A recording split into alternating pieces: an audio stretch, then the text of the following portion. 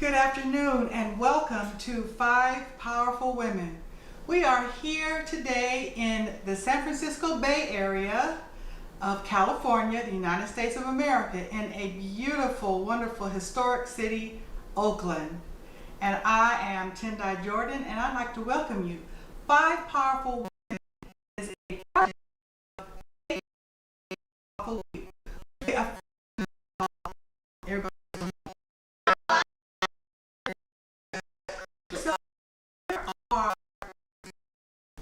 The three women, females, are all unique of the divine, and each couple has a purpose and a gift to share. And here today to share a gift. As we know, we're going to share all over the world, in rooms, in kitchens, in the backyard, wherever we can get there to support each other, to uplift each other, encourage each other to get through. We're going to be talking about an important topic to many of us, and about this topic. And share our experience around this topic.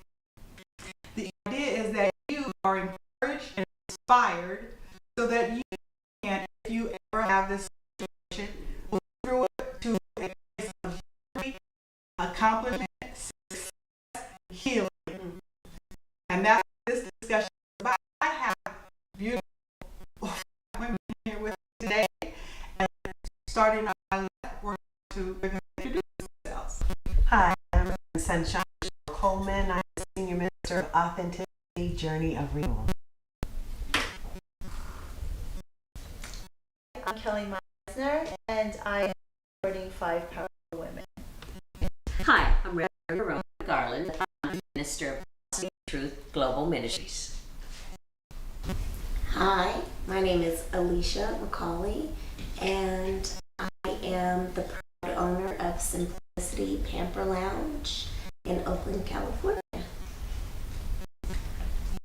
Hi, I'm Angela Fisher. I'm an educator and mentor, and I specialize in cultural awareness and empowerment for young women and girls. Thank you all so much. I know you're powerful, and we're just going to dive right in and get those stories that are going to show how we are connected as women all over the world. Let's start with Kelly. Kelly, we talked about this, and I know you have something very good to share with us today. Yes, and I am completely stepping out of my comfort zone, so not a lot of people know this about me, and the trials and tribulations that I have recently gone through. So, long story short, living a beautiful life, joyous, left my corporate secure job, started a business, traveled outside of the country, had a beautiful project, everything was fabulous. Then all of a sudden came back to the United States, and a lot of things just started to fall apart. Fiance, who was not what he was portraying himself to be. I injured myself, and for me to be injured, I had a severe knee injury, and it was devastating for me. It meant I had no movement, no motion. I was like trapped, stuck. Then left the fiance, started the business, the money situation started to fall, hurt the knee, no medical insurance, healing it on my own. And then on top of it, the only cousin that I have that was close to me committed suicide. I was devastated, to say the least. And all these things happened, boom, boom, boom, boom, right after the next. I went so far in as depressed. I would lay on the couch. I couldn't sleep. I was, what is happening to me? What am I going to do? And really did a lot of, I'm the strong one, and I will help everyone. So for me to ask for help was very, very difficult for me to reach out to anyone. So But I was strong enough within, and believe me, in those dark, dark moments, I did contemplate suicide. I mean, I didn't. I thought about it. I'm like, if I left this world right now, who would really miss me? Who would care if I was gone? But I knew deep down that my mother was there. My friends were there. And I was that rock for so many other people. How could I let them down? I had to be there. So in that process of being down and depressed in the darkness, I knew in myself every day I would get up and I would say, okay, you're better than this, you're stronger than this, this is not who you are. That's right. Get up. Yes. And I would get up, I would get dressed, I would put on my makeup, I would grab my computer, I would leave the house like I was going somewhere. Good girl. And, you know, do my thing. Was doing my yoga, meditation. I always eat right, healthy for me. So that was part of that journey. And when people would see me, they would say, Kelly, are you all right? And I'd say, yeah, I'm great. Even though deep down I was miserable and I was so not me, who I am, because I'm Miss Sunshine as well. I can tell.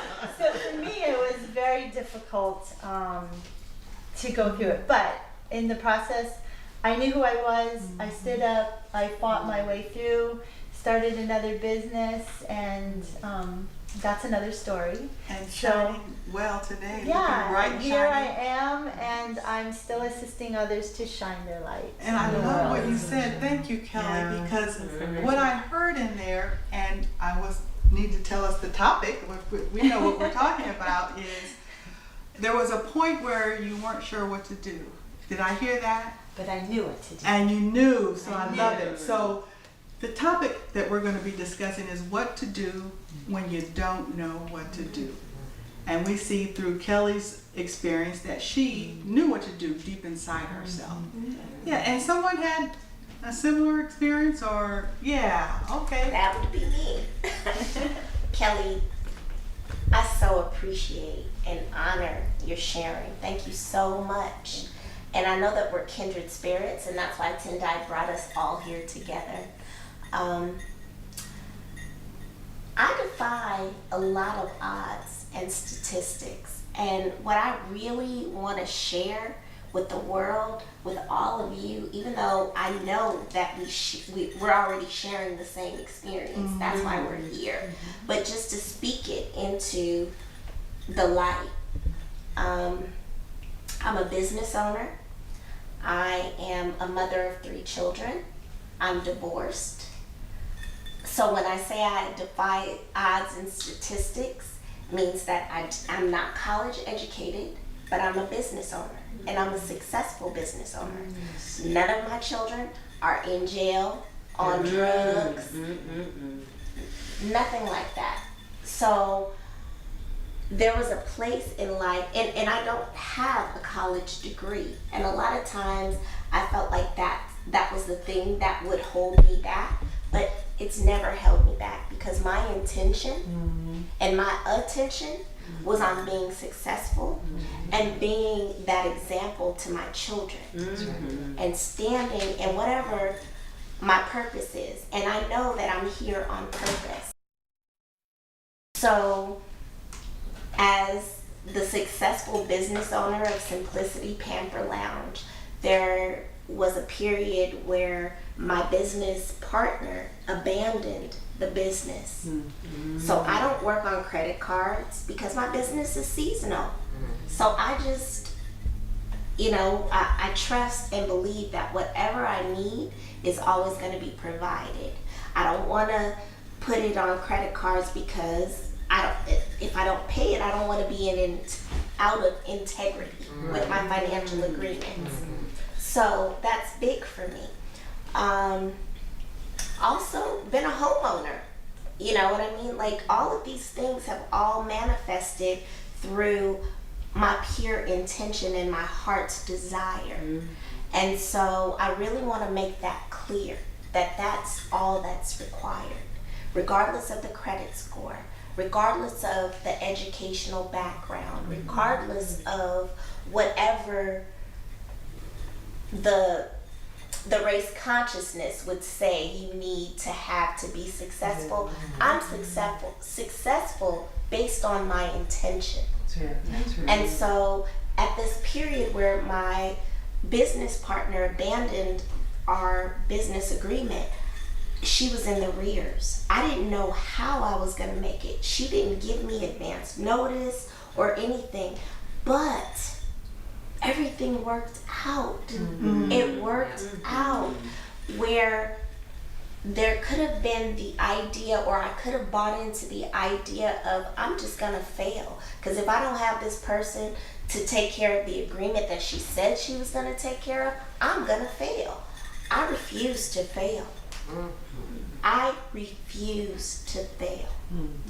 And that's what sustained me through every situation in my life. So I stand here today telling you that my business is still successful. My business is still flourishing.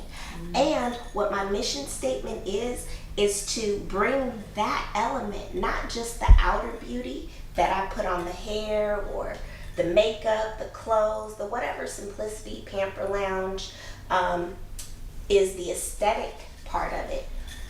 There's an internal part that I want to really nurture in my clients and know that my business is a safe haven for that. And I use my chair to encourage women.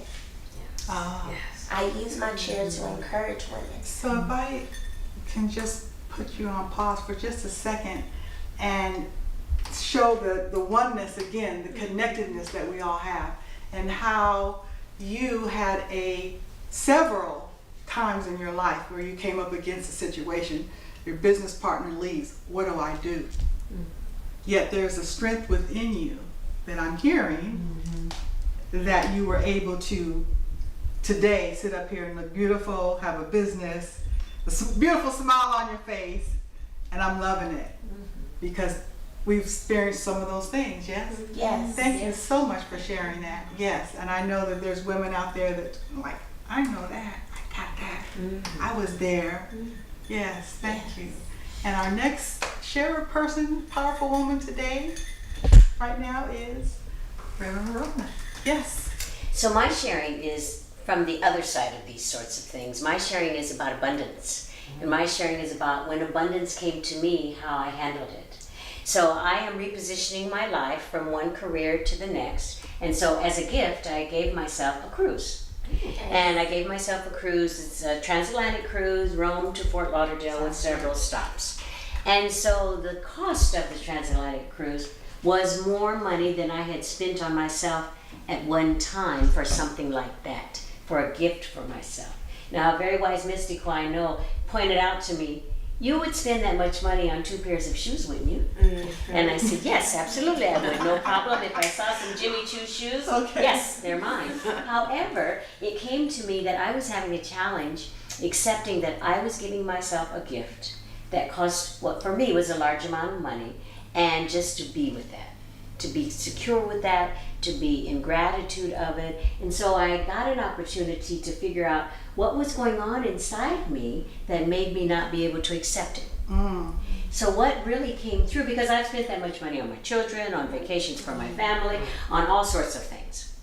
And so what really came through when I really got deep within and allowed the grace that's always there to really illuminate things for me, it became clear that I was going with the old shame and blame that I had put in myself at a time in my life when I was in deep credit card debt, couldn't, as you said, be in integrity with those contracts I had made, and just kind of frivolously just went hopping through life, not really accepting the responsibility, my fiscal prowess and responsibility. And so what gave me an opportunity to get past this was to understand and know that blame and shame and those old financial behaviors are no longer a part of who and what I am. That I get to remain in the present and understand and know that I've done a lot of things and learned a lot of things and mostly opened up to the knowingness that Whatever is given to me, I know how to lovingly, appropriately, and really fiscally responsibly circulate it. Yes. And so I was able to allow myself to let go what the inner turmoil I was experiencing about giving myself a gift, to ritualize and to commemorate finishing one really great career as I segue into the next career. I love it. Awesome. Absolutely. And I'm sure Absolutely. I might resonate with that right now. Yes, thank you. Because how often do we do more for other people and have no thought about it till it comes to us, that we begin to think, well, maybe not, or should I? And I'm happy that you were able to let that go, and it's a lesson for all of us. Yes. Thank you very much for sharing that. Yes. And how about you, Angela? How are you feeling today? Feeling great, thank you. So glad to be here with all these wonderful, powerful women and to talk about, oftentimes I resonate with everything that's been said, but oftentimes we find ourselves in a place where you don't know what to do. And I'm not used to that. I usually, so when sometimes it comes up against you, like, wait, what? I'm not in control of everything? I can't. And what comes to mind is, some years ago, I decided to leave the DC area. I was working, for a big corporation in education. I'm an educator, but not in a capacity that I was happy. And also, that winter when I was digging my car out of the ice for about the 10th time, I was like, you know what? I'm done. I threw my shovel on the ground. I gave it away. And I said, I will not be here next winter to do this. So I was serious. And I gave away everything that would not fit in my car, along with 2 people that I met on Craigslist who said, hey, we want to drive across country. People thought I was nuts. Like, you're getting in the car with who to do what? I said, no, I'm going to make this happen. I had someone I had known for many years down in the Santa Cruz area who said, hey, I've got this house and, find some people to rent the space. I'm only there a couple of days a week. You can be my house manager. And you can just pay a little bit of money, pay the difference in, whatever we need for mortgage. Sounded great. I already had set in place, some tutoring, some different things I'd be doing when I got there, but really, I was ready to go. So, 4.5 days across country. Seemed like great. I dropped my little friends off in downtown Santa Cruz, and I got to the house.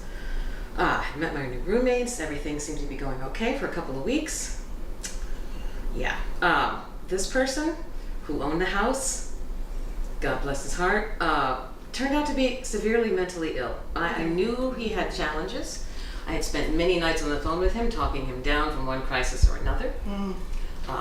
But really, when he turned on me and it became violent and unsafe. And so, a month after getting there, I packed my car up again and had to leave the house. I was not in physical danger, but I knew that this was not a situation I could stay in. So here I am, sitting on a bench at the beach with my car packed, saying, okay, what now? What now? Going back, people say, are you going to go back home? Are you going to go back, back across the country? That wasn't an option even if I wanted to. That's a good $1,000 trip, anyway. No, that was not an option. Plus, I was not going to turn tail and go home. That's right.